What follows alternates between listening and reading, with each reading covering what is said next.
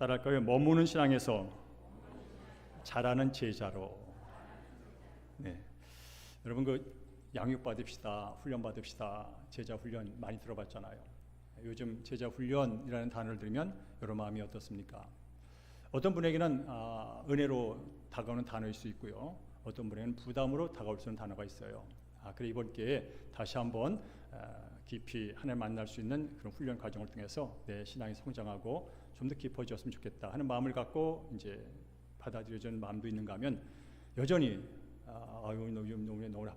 너무나 바빠. 일도 많은데 세상에 하는 일도 많은데 또 교회에서 또 뭘 배워?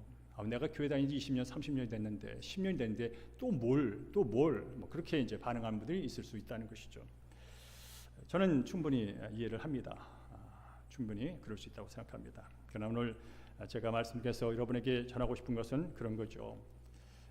배우고 가르치고 훈련받는 것은 절대로 뭘 더 하라고 더 하기 위해서 하는 부담이 아니라 하나님께서 하나님과의 인격적인 관계를 더 깊이 하고 하나님께서 약속하신 복을 풍성히 누리는 길이 배우고 가르치고 훈련받는 데서 근간다는 것이죠.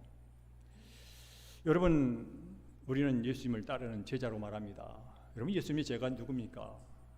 예수님의 제자는 첫째로 예수님과 인격적인 관계를 맺은 사람이 제자입니다. 예수님과 인격적인 관계를 맺고 예수님부터 배우고 끊임없이 배워야 되죠. 그리고 배운 대로 예수님을 따르고 예수께서 명하신 하나님의 뜻과 명령에 순종하여 사는 것, 그런 사람이 제자라고 말합니다.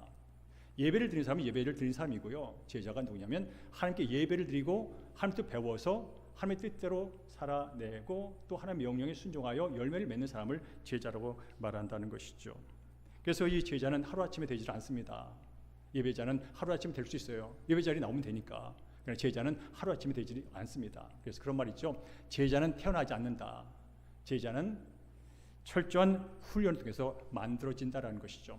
그래서 공동체 건강성을 확인하는 데 있어서 중요한 기준 하나가 뭐냐면 그 교회에 얼마나 잘 배우고 잘 가르치고 어떤 게 흔들리지 않는 잘 훈련된 제자들이 존재하느냐가 교회 공동체의 건강성을 좌우한다는 것이죠. 그래서 지금도 하나님께서는 지금 시간도 우리에게 말합니다. 나는 네가 교회를 다니는 수준에서 머물러 있지 않길 원해. 교회만 다니는 성도로 있기만을 원하지 않아. 나는 네가 날마다 내 안에서 말씀으로 자라기를 원해. 자라는 제자가 되기를 원해라고 계속해서 초대를 한다는 것이죠.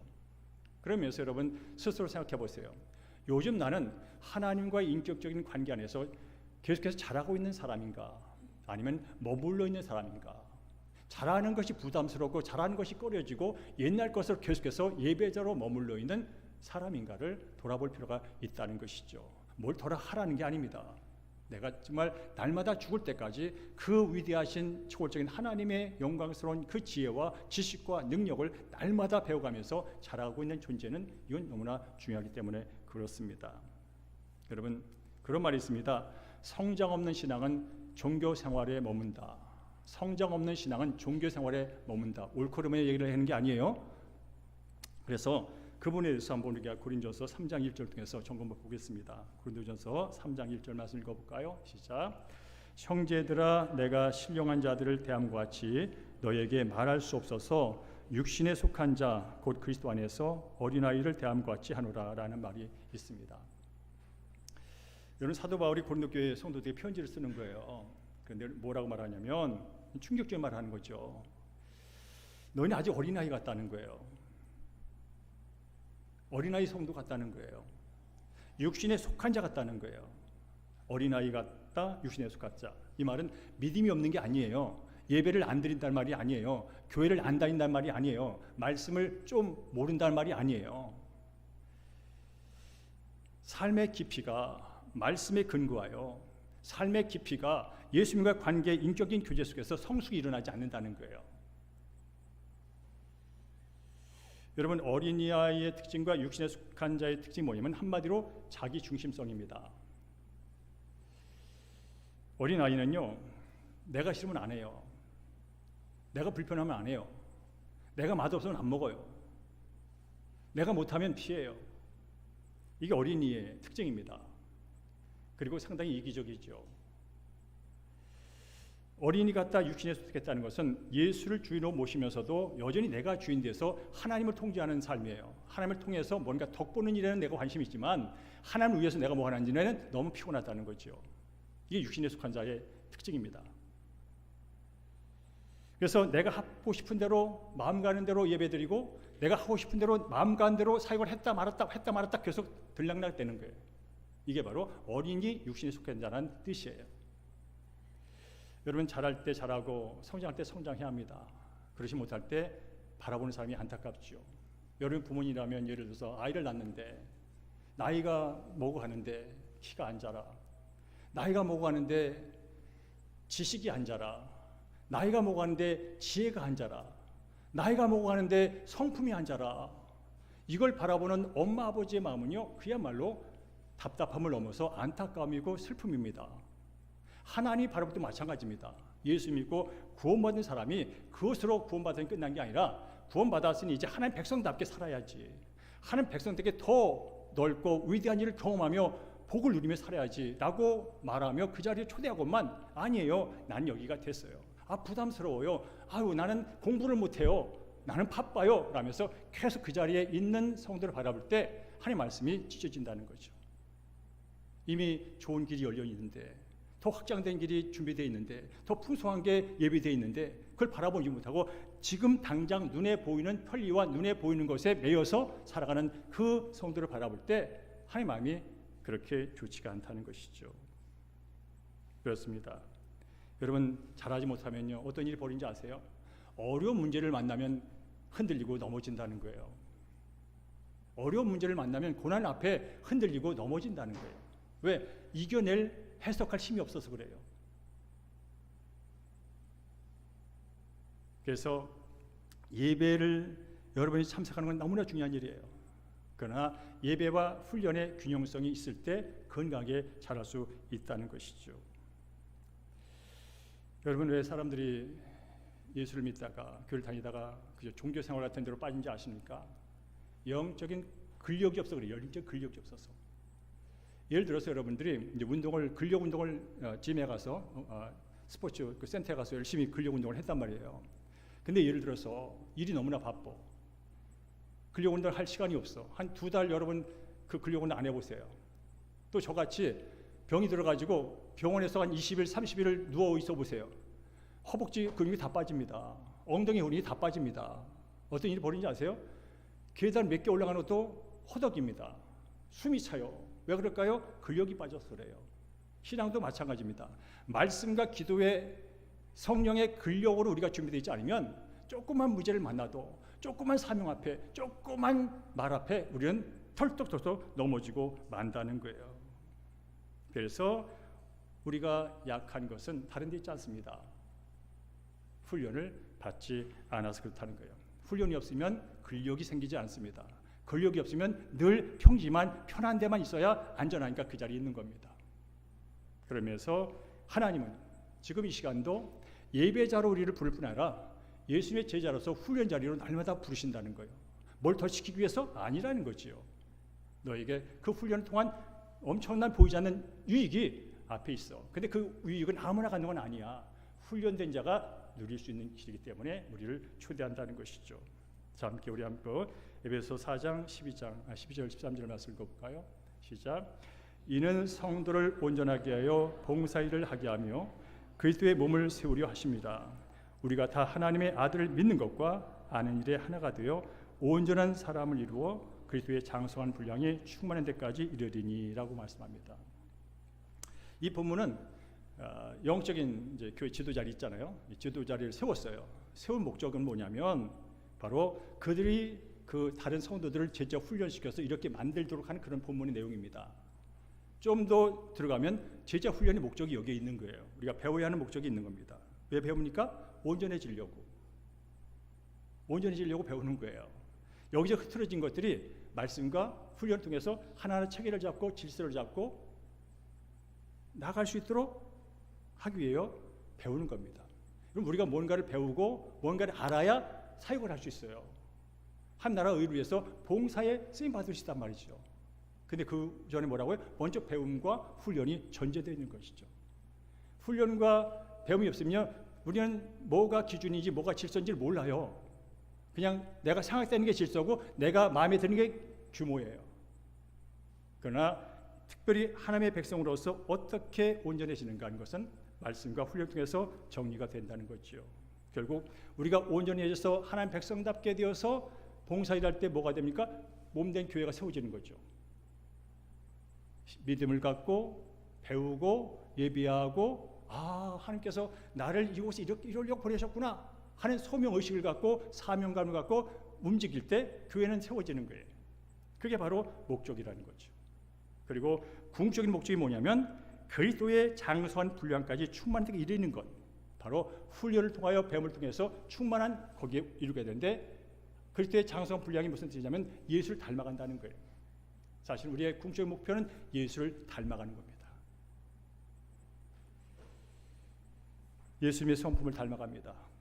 예수님의 온유함을 닮아갑니다. 예수님의 겸손을 닮아갑니다. 예수의 희생을 닮아갑니다. 예수의 믿음을 닮아갑니다. 예수님의 순종을 닮아갑니다. 결국 이 예수를 닮아가기 위해서 필요한 게 뭐라고요? 예수님과 함께 있는 거예요. 예수님께 배우는 거예요. 예수님과 대화하는 거예요. 그래서 제자 훈련의 핵심이 뭐냐면 하나님을 알아가는 게 제자 훈련의 핵심이에요. 예수님을 닮아가는 것이 제자 훈련의 핵심이에요. 하나님을 알고 닮아간 만큼 우리는 기도할 수 있고 예비할 수 있고 섬길 수 있어요. 그래요 나도 서고 공동체가 서게 되는 거예요. 그걸 우리는 건강한 나, 건강한 공동체라고 말하게 되는 것이죠. 그걸 말했습니다. 여러분, 하나님을 알면 알수록, 예수를 닮아가면 닮아갈수록 우리의 신앙 깊어지는 건 말할 것도 없어요. 믿음이 강해지는 건 말할 수 없어요. 목사님, 저는 믿음이 없어요. 왜 없는지 아세요? 예수를 모르니까 믿음이 없죠. 하나님을 모르니까 믿음이 없지요. 믿음은 그냥 생기는 게 아니에요. 하나님을 알고 말씀을 들을 때 믿음이 생기는 거예요. 하나님을 따라갈 때 믿음이 견고해지는 거예요. 아브라함이 한순간에 믿음의 조상이 된 게 아니에요. 그래도 많은 실패가 있었어요. 아주 낙담할 때도 있었어요. 앞이 캄캄할 때도 있어요. 그러나 끝까지 그는 뭐예요? 하나님께 찾아오셨을 때 하나님을 날마다 믿음으로 반응하는 그런 순종이 있었다는 것이죠. 여러분, 하나님을 알면 알수록 자유롭습니다. 예수를 믿으면서 왜 그렇게 불안하십니까? 왜 이렇게 답답하십니까? 왜 두려워하십니까? 왜일까요? 전능하신 하나님보다 여전히 내 수준과 내 상황이 묶였기 때문에 그렇습니다. 전능하신 하나님을 믿는다면서 여전히 모든 문제는 내 기준으로, 내 능력으로 바라보며 해결하고 애쓰니까 힘든 겁니다. 거기에 불안이, 두려움이 넘치는 것이죠. 여러분, 예수님은 기쁨에 나는 너희들이 기쁨 충만하게 원한다고 말씀하시잖아요. 예수 믿고 받은 복 중에 큰 복이 뭐예요? 평안의 복과 기쁨의 복입니다. 세상이 주는 평안이 아니야. 세상은 조건과 상향으로 주지만, 세상은 조건과 상황으로 기쁨을 주지만 내가 주는 기쁨과 내가 주는 평안은 세상과 달라. 내 자체가 기쁨이야. 내 자체가 평안이야. 근데 내가 네 안에 있어. 내가 너와 함께. 그러면서 기쁨과 평안은 자연스럽게 나타나는 현상이에요. 노력해서 얻어지는 결과가 아니에요, 여러분. 기쁨과 평안 자체이신 그분이 나와 함께 있고 그분이 내 안에 있고 나의 생명과 내 감정과 내 것을 다스리니 나는 그런 상황에서도 기쁠 수 있는 것이고, 아니 기뻐지는 것이고, 그런 상황에서도 평강 가운데 그 문제를 새롭게 하늘의 안목으로 바라보면서 문제를 해결해 나가는 것이죠. 여러분, 스마트폰 있잖아요. 한 달에 한 번씩 제품 업데이트 하세요. 오늘 밤에 업데이트 합니다. 그런 메시지 많이 오죠? 업데이트 왜 합니까? 버그를 하는 거를 잡는 거예요. 성능을 개선시키는 거예요. 향상시키는 거예요. 그만큼 우리는 뭐냐고? 편리해지는 거예요. 근데 업데이트 하는데도 안 해. 뭐 핸드폰이 그런 거지 뭐. 핸드폰이 그런 거지 뭐. 하고 그냥 옛날 거 그렇게 써보세요. 그럼 옛날 기능만 누리는 거예요. 그러나 그때 업데이트 하세요. 업데이트 하세요라고 해서 순종해서 그냥 버튼만 누르면 되는 거예요. 그러면 자동으로 업데이트가 돼서 나는 거기에 따른 거기 안에 들어와 있는 향상된 것을 내가 누리며 사는 거예요. 신앙도 마찬가지라는 것이죠. 하나님 우리가 날마다 업데이트 되기를 원하세요. 예수님만큼 닮아가기를 원하세요. 왜요? 닮아간 만큼 자유가 있어. 닮아간 만큼 평안이 있어. 닮아간 만큼 능력이 있어. 닮아간 만큼 치유가 있어. 닮아간 만큼 회복이 있어. 닮아간 만큼 세상의 빛과 소금의 역할을 감당할 수 있는 놀라운 일이 너희 삶 속에서 벌어져 라고 하는 것. 그래서 날마다 닮아가기를 원하시는 것이죠. 근데 여러분, 우리가 교회 생활하면서도 성장한다, 성숙한다 할 때 혼자는 안 돼요, 여러분. 훈련은 혼자 받는 게 아니에요. 훈련은 함께 받는 거예요. 그래서 오늘 10장 읽었던 내용 가운데 그런 말이 있어요. 우리가 다 하나님의 아들을 믿는 것과 아는 일에 하나가 되어 온전한 사람을 이룬다는 말이 있어요. 여러분, 예수를 믿는 것도 혼자 믿는 거 아니에요. 함께 믿는 거예요. 예수를 알아가는 것도 혼자 알아가는 거 아니에요. 함께 알아가는 거예요. 그래서 우리가 다라는 표현을 쓰잖아요. 각자 하나님을 알아가, 각자 하나님을 믿어라고 말하지 않습니다. 우리가 다 하나님을 믿는 일과 아는 일에 하나가 되어라고 표현합니다. 왜일까요? 자라난다는 것은 공동체 안에서 자라나는 거예요. 우리 자녀들이요, 건강히 자라는 것도요, 아름다운 건강한 가정 안에서 건강히 자라나는 거예요. 물론 개인적으로 큐티도 중요하고 기도 중요합니다. 개인 경건사가 중요하죠. 하지만 진정한 성장은 예수 믿고 구원받은 형제 자매들이 함께 말씀을 나누고 함께 말씀을 듣고 그 말씀이 삶에 적용하여 얻어진 결과들을, 은혜들을 나누고 서로 견만하고 서로 중보기도 하고 때로는 서로 책망도 하면서 그거 아니야, 말씀에 따르면 그게 아니야, 하나님 그런 게 아니야 라고 서로 책망도 하면서 성장을 할 수 있다는 거지요. 여러분, 혼자서는 내 약점을 못 봅니다. 저도 마찬가지예요. 제 아내가 가끔 지적해 주니까 제가 그런 인간이구나 깨닫는 거예요. 혼자는 절대로 내 약점을 모릅니다. 혼자는 내 교만을 모릅니다, 여러분. 혼자는요, 내 교만을 몰라. 혼자는요, 내 이기심을 몰라. 혼자는요, 내 편견을 몰라. 그래서 혼자 있는 사람들이 편협해지는 거예요. 여러분, 편협하다는 말 하죠? 공동체 안에서 나를 보는 기회를 못 가지는 거예요. 말씀으로 공동체 안에서 아, 저런 것도 있구나, 저런 부분도 있구나 하면서 저런 사람의, 저런 성도의 언어와 삶을 통해서 나의 부족을 발견합니다. 와, 내가 사랑이 많은 줄 알았더니 와, 저분이 하는 일에 대해서는 별것 아니네. 내가 겸손한 줄 알았더니 저분의 삶에 비해서는 별것 아니네. 그걸 깨닫게 되는 겁니다. 그래서 열등에 빠집니까? 아니죠. 나도 말씀 안에서 저분과 함께 하나님 앞에 건강한 자로 살아나야지. 살아나야지 하는 동기를 부여받는다는 것이죠. 내가 예수님을 잘 따르냐는데 아직도 내가 예수를 닮는 부분에서 이런 부분이 부족하구나라는 걸 공동체 안에서 확인받고 서로 격려받고 나아갈 수 있게 된다는 거예요. 그래서 뭐라고요? 함께 배우는 거예요. 함께 훈련 자리에 있는 거예요. 그럴 때 나도 자라나고 너도 자라나서 공동체가 함께 자라나는 건강한 공동체로 세워지게 된다는 것이죠. 그리고요, 제자훈련의 또 다른 목적이 오늘 본문에 나와요.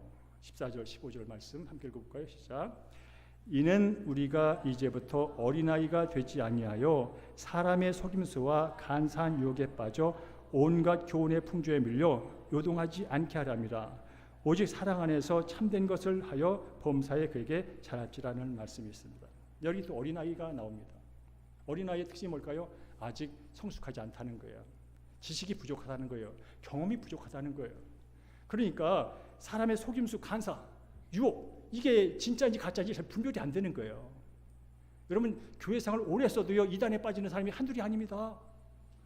교회 집사 권세를 받았는데도 이단에 빠진 사람이 한둘이 아닙니다. 왜 그럴까요? 제대로 성경을 배운 적이 없어.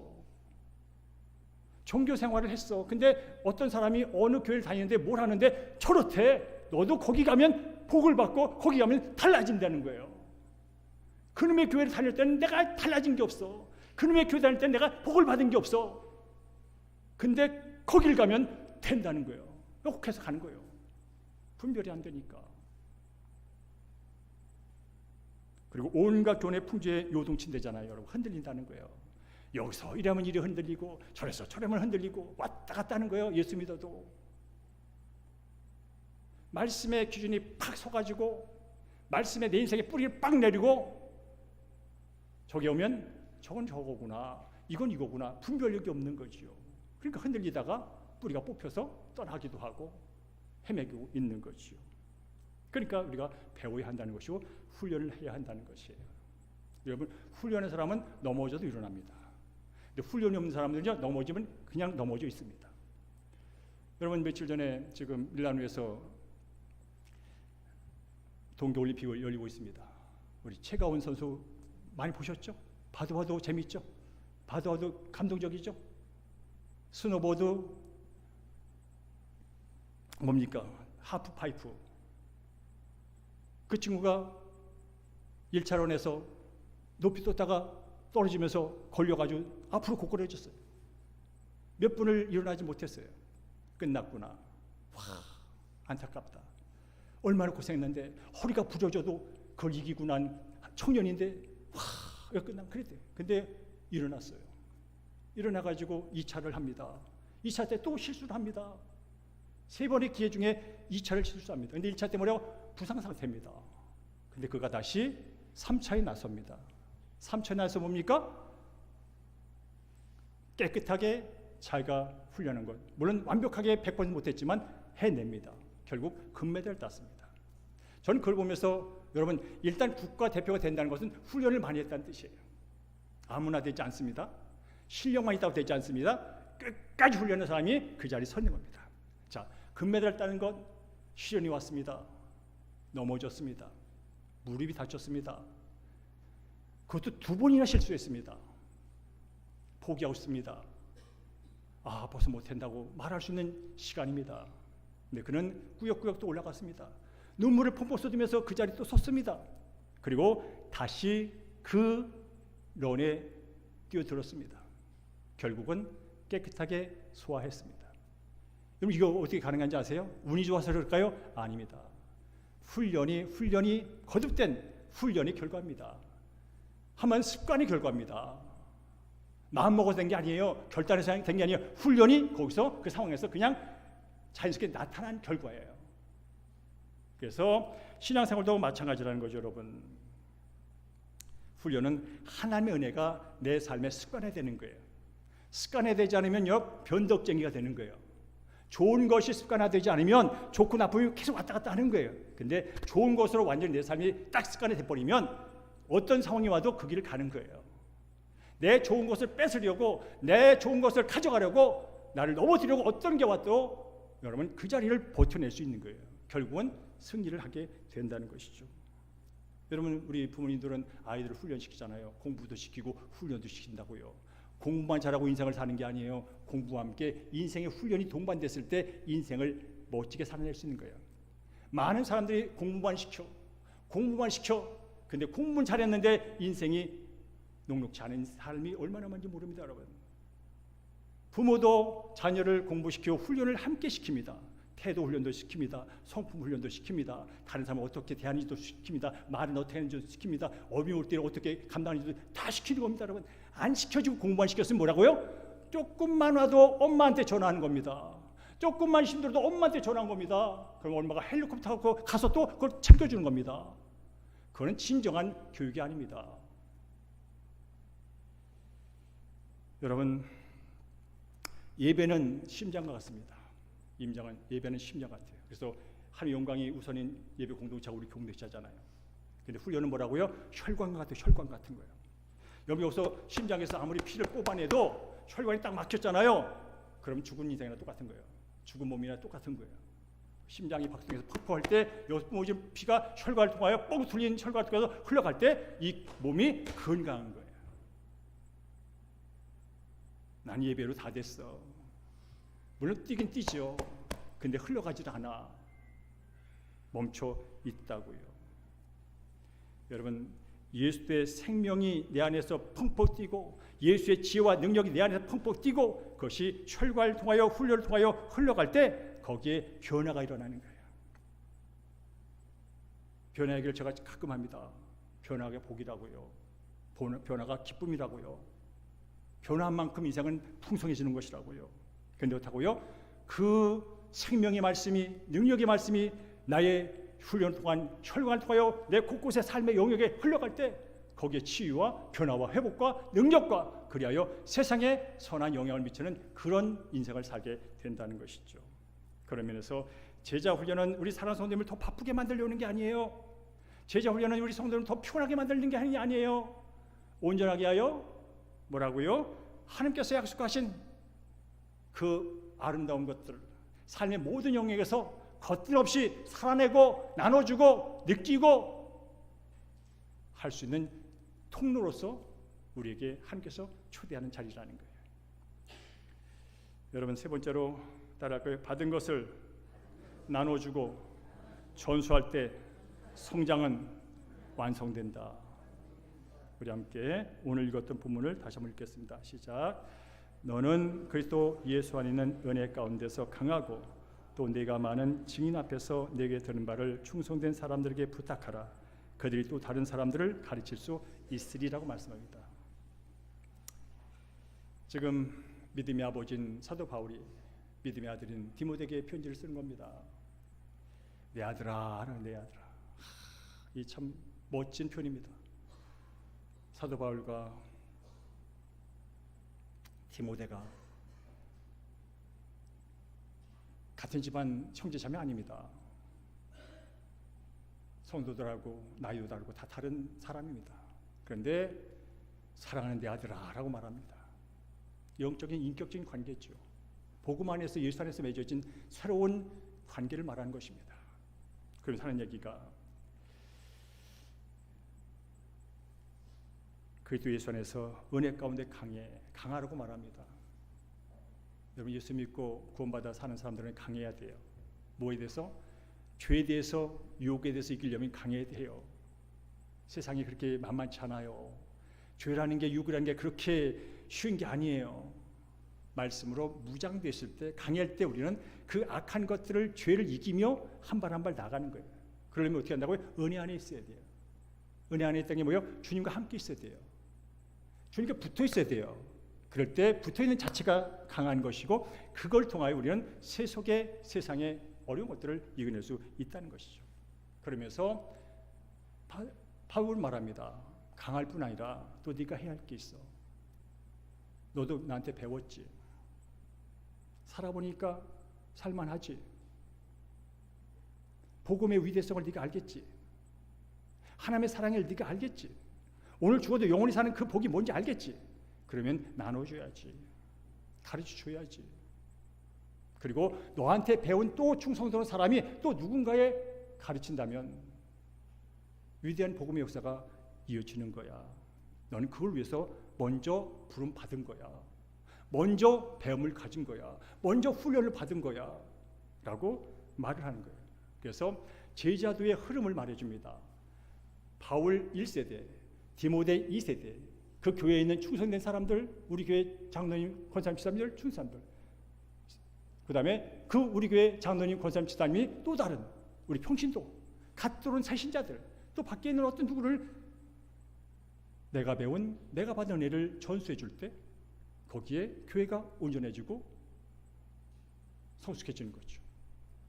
여러분, 저와 여러분 여기 어떻게 했는지 아세요? 바로 이 제자도의 흐름이 계속 끊어지지 않고 막히지 않고 왔기 때문에 여기가 있는 거예요. 2000년에 시작됐던, 예수로부터 시작됐던, 12명부터 시작됐던, 120명 시작됐던 그것이 계속 수천 동안 내려와서 교회가 세워지는 거예요. 우리의 사명이 뭐라고요? 내가 받은 은혜를 흘려보내는 일인 내가 여기 있는 목적 중에 하나라는 것이죠. 여러분, 물이 흐르지 않으면 어떤 일이 벌어지는지 아시죠?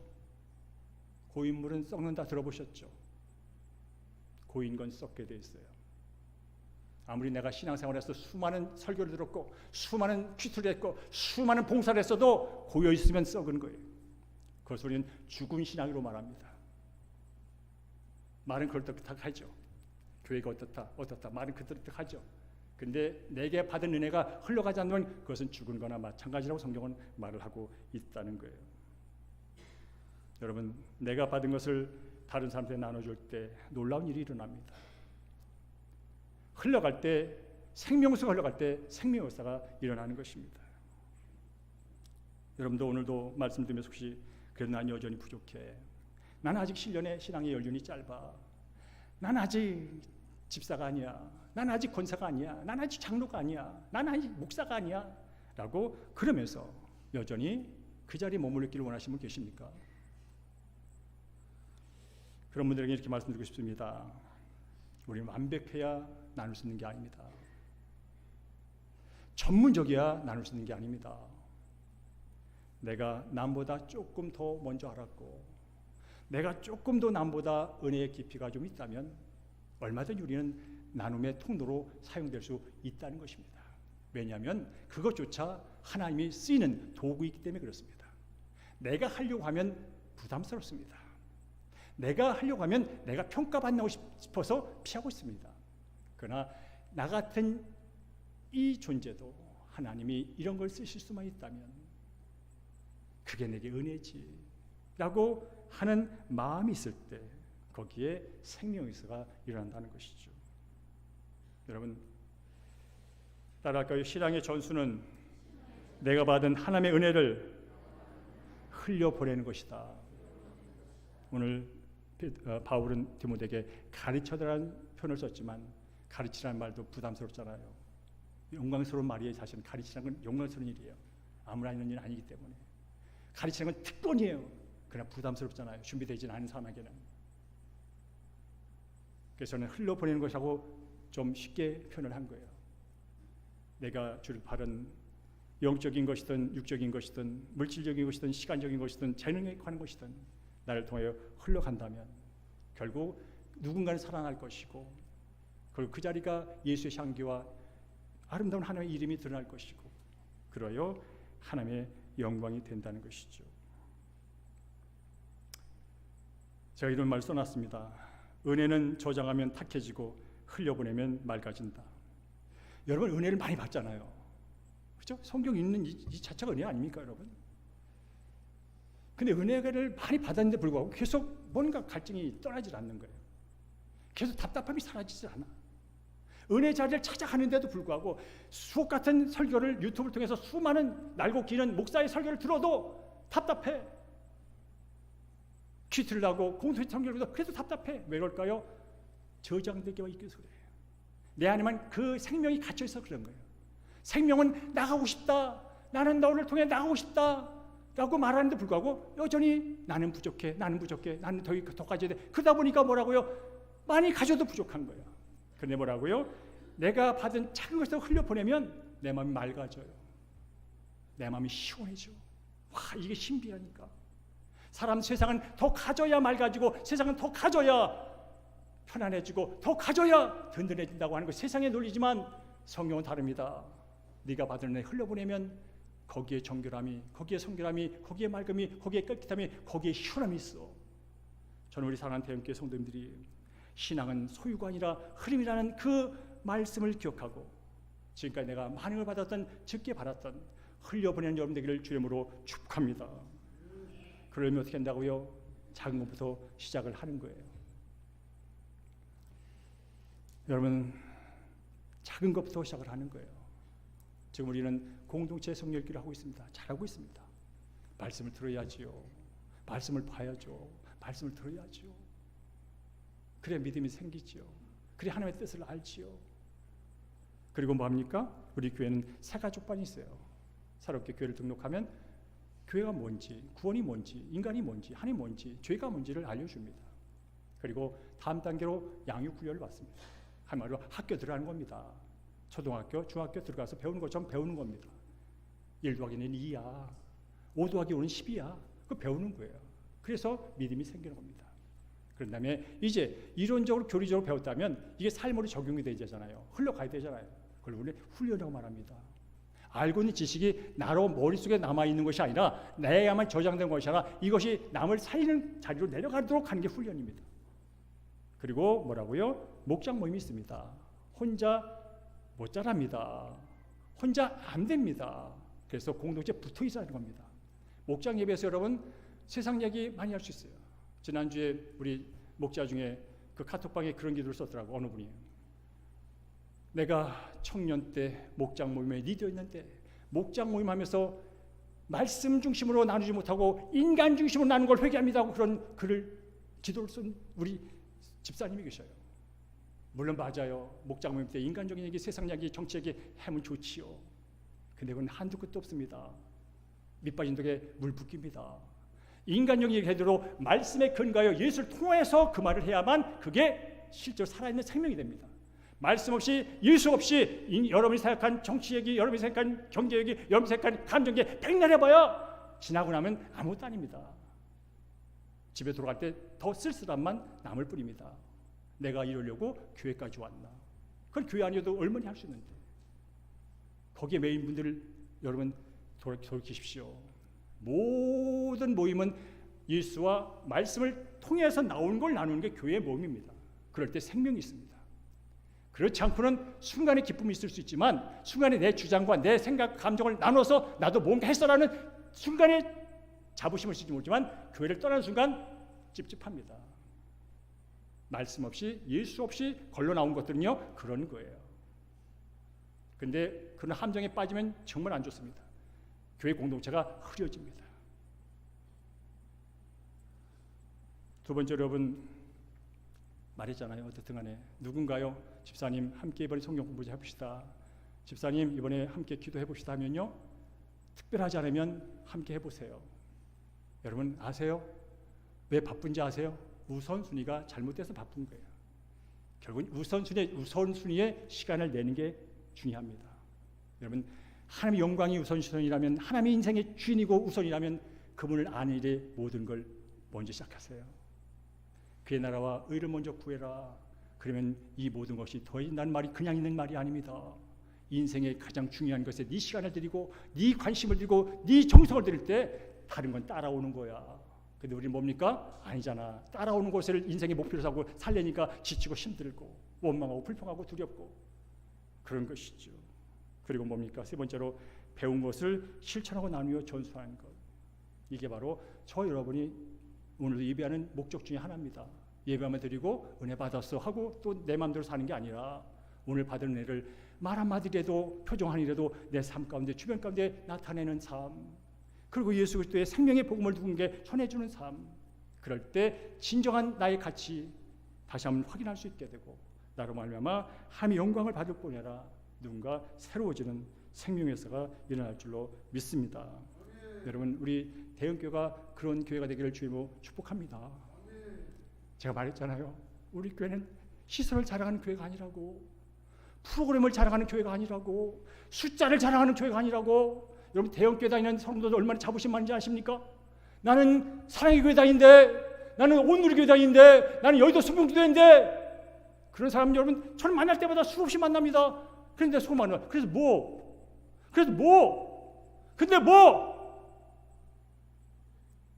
그분들을 비하는 게 아닙니다. 좋은 교회 잘 다니고 있습니다. 그러나 혹시나 그런 식으로 자부심을 느끼지 말라는 겁니다.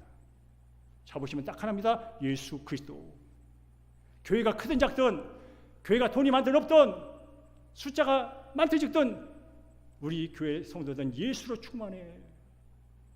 예수로 만족한다고. 예수 때문에 인생의 우선순위를 바꾸면서도 멋지게 살아가는 사람들이 모인 교회가 우리 교회야. 우리는 시시하게 숫자로 나를 증명하지 않아. 시시하게 사람의 눈이 보이는 시설로 우리를 증명하지 않아. 내 안에는 예수도 예수로 말미암아 내 삶의 존재를 증명하고 내 삶의 가치를 나타내는 게 우리 교회 성도들이야. 그런 대형교회 되기를 주의 이름으로 축복합니다. 오늘 말씀을 다시 정리합니다. 여러분 머물러 있는 신앙은 까딱하다 종교생활로 전락해버립니다. 믿음이 없다는 게 아닙니다. 두 번째로 제자 훈련은 도하라는 게 아닙니다. 부담 주려는 게 아닙니다. 하나님이 약속하신 모든 삶의 영역에서 더 풍성한 삶, 깊이 있는 삶을 살아내기 위해 필요하다는 통로라는 얘기를 하는 겁니다. 그리고 신앙의 완성, 제자 훈련의 완성을 뭐라고? 전수라는 겁니다. 흘러 보내는 겁니다. 여러분 꿈을 가십시오. 주님 나도 앞으로 몇 년 후에는 1년에 최소한 한 명이라도, 최소한 한 명, 1년에 한 명이라도 나를 통하여 누군가 양육을 받고 나를 통하여 훈련을 받아서 신앙이 깊어지고 변화되는 것을 맛보고 싶습니다. 그런 비전을 가십시오. 그럴 때 하나님께서 여러분을 쓰신다면, 그래 어느 순간 우리 사랑하는 대형교회 성도 한 사람 한 사람이 1년에 딱 한 사람씩만 누군가를 세우고 섬긴다면 2년인가 3년 갔을 때 그때 제자도의 복리 폭발적인 역사가 일어날 줄로 믿습니다. 그리고 주님 앞에 섰을 때 착하고 충성된 종아, 네가 나를 아는 일에 힘을 썼고, 사도 바울이 말하는 것처럼 세상에서 가장 고상한 지식이 어떤 주의나 사상이 아니라 예수를 아는 지식이 가장 고상한 것, 그걸 네가 깨달아 나를 아는 일에 힘을 썼고, 알 뿐 아니라 그것을 누군가에 전해주며 왔으니 착하고 충성된 종아 하면서 내 잔치에 함께하자는 그 칭찬이 저희 여러분의 삶 가운데 넘쳐나기를 주의 이름으로 축복합니다.